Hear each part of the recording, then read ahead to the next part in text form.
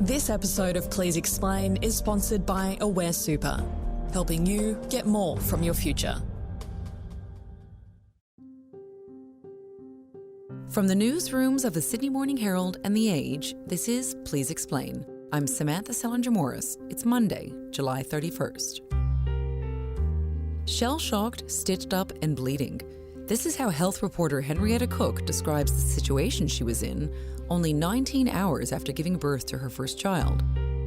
The problem? Rather than being tended to in hospital, she'd been discharged already. Instead, she was stuck in peak hour traffic, dazed, and inching along a main road on her way home. But she's far from alone. Almost half of mothers in Australia are now discharged from hospital 1 day or less after having an uncomplicated vaginal birth, compared with about 1 in 4 women a decade ago. This, despite recent research that found that there was no evidence to support discharging new mothers from hospital less than 24 hours after birth. Today, health reporter Henrietta Cook on the havoc that this practice is wreaking on new Australian mothers. So, Henrietta, you've recently written a really personal piece about the rise in the number of Australian women being discharged from hospital only hours after giving birth, exhausted, bleeding before their milk has even come in. So why did you decide to write about your own personal experience with this? I've been wanting to look into this since I gave birth to my eldest son in 2019. I kind of naively went into the birth expecting that I'd get a few nights' stay at least, but I ended up being discharged 19 hours after he was born. I felt completely shell-shocked when I was discharged. I had no idea what I was doing. I was bleeding. I had stitches. My milk hadn't come in yet and I wasn't breastfeeding well. I was in incredible pain and exhausted, and I felt like I needed a lot more support around me to help my physical and mental health as I eased into parenthood. And then you started looking into the statistics and you realised actually it wasn't just you. So what did you find? I found that there's been this increasing trend for women to be discharged from hospital really soon after giving birth. About 10 years ago, 1 in 4 women were discharged within 24 hours of giving birth. If this is after a non-complicated vaginal birth, these days it's 1 in 2 women who are being discharged within 24 hours of giving birth. And that includes both patients in the public and private systems. So I expect that if you were able to just hone in on public patients, you'd find that they're being discharged even quicker than that. Right. And so tell us about some of the people that you've spoken to who have experienced this, because I understand there's one mother, Lauren Whelan, who you spoke to. She was discharged from hospital so swiftly, I believe, after the birth of her son in 2019 that she wasn't even wearing shoes. I was inundated with the most harrowing stories from women from around the country. Lauren contacted me. She lives in Shepparton in Victoria. Patrick was in special care nursery and he was on a drip. He was needing assistance at this time, and so I remember speaking to the round paediatricians that had gone through, and they were sort of like, these are the steps that you need before he's able to go home. And I was like, okay. And then going back to the room, and the nurse came in and she said, it says here you live in Warragul, but you're going home today, so where are you staying? And I was like, what? But my baby, what?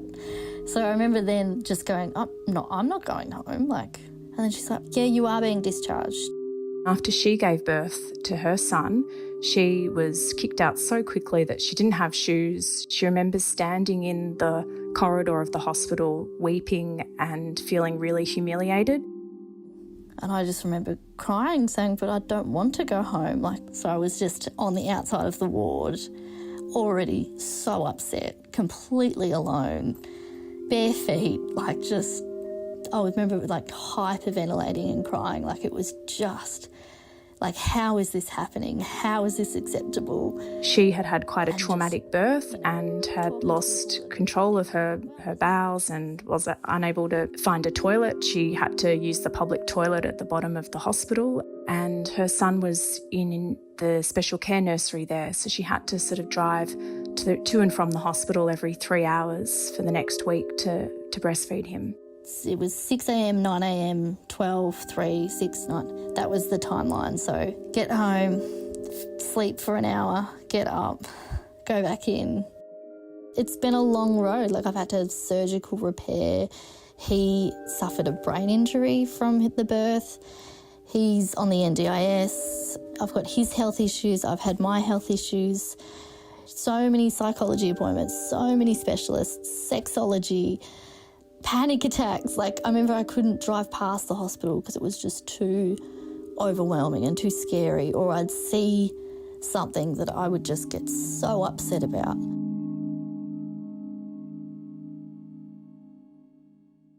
Other women who contacted me had had caesareans and been asked to leave the next day when they could not even walk to their baby.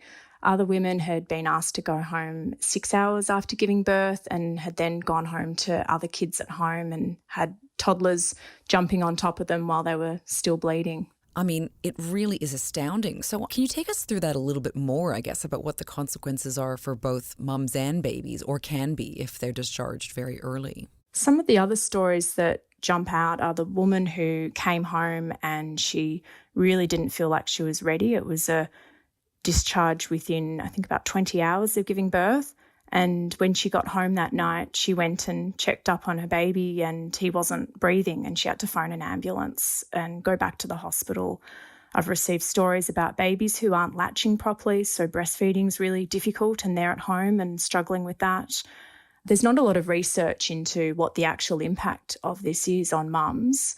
Some people suspect that it is having an impact on rates of postnatal depression, rates of breastfeeding. I did speak to one expert who works at a special hospital in Melbourne that looks after parents who are struggling with sleep and anxiety and other issues, and she said that most of the women she speaks to attribute their mental distress on the fact that they were discharged from hospital too quickly. I'm just curious, what do the experts say? And what is the optimum time for new mothers and babies to stay in hospital? The experts are quite divided on this. Some people believe that women need to be given the option to stay in hospital for longer and that the quick discharge is impacting their mental health and impacting breastfeeding rates. Other people believe that women should be home as soon as possible after the birth and that home is the best place to recover. The World Health Organization recommends that women who have a healthy, uncomplicated vaginal birth spend at least 24 hours in a hospital. But we know that in Australia, 1 in 10 women who meet that description are being sent home. We know there's a lot of variation across the country when it comes to this. Some women are discharged 6 hours after a healthy, uncomplicated birth. Others get a longer stay. It really just depends on what pressures are facing the hospital. We'll be right back.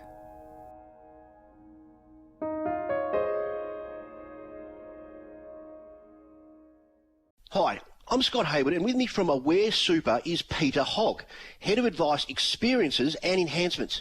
Peter, what are some of the simple yet important things people can do today to get more from their super?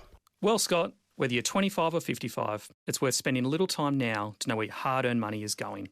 It's things like making sure all your super is in one fund. Chances are, if you have more than one fund, you're paying multiple sets of fees. Also, knowing how your super is invested, if it's right for your age, and asking that all-important question, is your fund performing well over the long term? Finally, make sure you take advantage of any help that your fund offers. Aware Super offers help and education via their website at no extra cost. Thanks, Peter.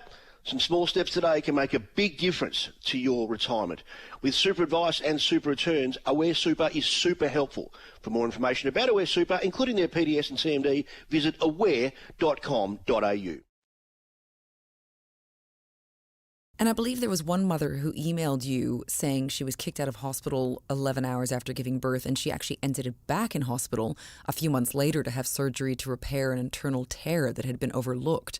So presumably that's also the sort of issue that perhaps wouldn't be overlooked if someone was staying longer? That's right. A lot of people said that they ended up back at hospital. I've actually got friends I think I've probably got 3 or 4 friends who've been readmitted for various issues after a speedy discharge. I've received stories about people who've had caesareans and then gone home and had infections and had to go back to hospital. And I'm not sure if we're looking at the cost of that, both on women's health and on governments. And I'm not sure if we're weighing up that against a speedy discharge, the cost savings from that. But it is a common experience, I think, women being readmitted or babies being readmitted to hospital. And there is some research to suggest that an early discharge does increase the likelihood of a newborn being readmitted to hospital for extra medical help. Okay, and I guess the all-important question here is, why is this happening? You know, why are new mothers like yourself being sent home with very little idea how to breastfeed, change a nappy, or even bathe their newborn? Or in some of the sort of examples you've provided, they're not even wearing shoes, or they're facing incontinence. A lot of the people I spoke to say it's a resourcing issue. There's intense pressure on hospitals to free up beds so that more mothers can move in. I should point out, I don't think this is the fault of the midwives or the doctors or anyone in the hospitals. They're providing excellent care, but there's some things out of their control that they are having to deal with. I do also think there's this ideology that women and babies recover best when they're at home, and that birth has become really medicalised, and it's best if people go home sooner than they would in the past. There's also these programs where midwives from the hospital are sent to women's homes after birth. You might get 1 or 2 visits, but a lot of the experts I spoke to said that those services were really patchy. While some women might get 2 visits, another woman might get no visits, and a lot of people say they're no substitute for the around-the-clock care that you would receive in a hospital. I mean, the stress must just be absolutely enormous. So what's the solution here? I think the solution is giving women a better say, or more of a say, in terms of when they're discharged from hospital. Some women really do like to go home soon after birth, and that's a really great thing. But other women do want to stay in hospital for a bit longer. They feel like they need some more support to help care for the baby and to help ensure that they have the best start as a new mum. One option might be doing something like the private system has, where you create this kind of space that's not a hospital, it's not home, it's maybe in a hotel where you do have support from midwives, but you don't end up taking up a hospital bed, which can be very expensive. We also know that the federal government's looking at creating a set of guidelines that will spell out the optimum time for a woman to spend in hospital after birth. We haven't had that before. And so do you have hope, I guess, that this will be changing, do you think? Is there any sort of movement within the system that sort of recognises that there's need for change? I'm not sure if there is. I think it's probably a funding issue. A lot of women do choose to give birth privately for a longer stay and to have that experience of staying in a hotel for a bit longer. I'm not sure if there is appetite or money to implement those changes in the public system. It's 4 years down the track and I'm only sort of on the other side of all of that. Talking to other mothers about birth trauma and definitely the lack of validation of what women go through and how bad experiences can be, and how so often it's like, well, your baby's beautiful, so, you know, it's all okay. It's what we all go through to get a baby or have a family, and it's so wrong. It's so wrong that you're just washed over with this trauma and experience.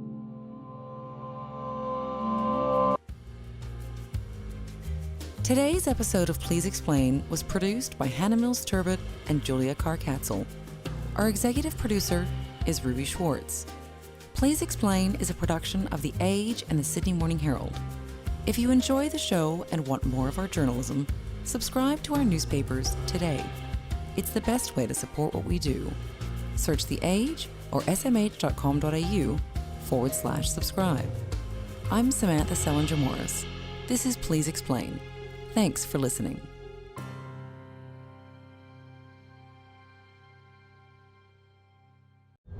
This episode of Please Explain was brought to you by Aware Super. With super advice and super returns, Aware Super is super helpful. For more information about Aware Super, including their PDS and TMD, visit aware.com.au. Hi, I'm Gary Adshead, and in my career as a journalist, I've spent 4 decades pursuing the truth, no matter how ugly, Someone's going to come in and shoot you, or knock on your door and put a bullet in your head. How far? And at that stage, we knew that Bullymore was alive. Or how ridiculous? I was a war crimes investigator in Bosnia and Herzegovina. And as we look back over the years, I want to take you behind the headlines in a new podcast series, The Reporter, True Stories. Listen wherever you get your podcasts, new episodes out weekly.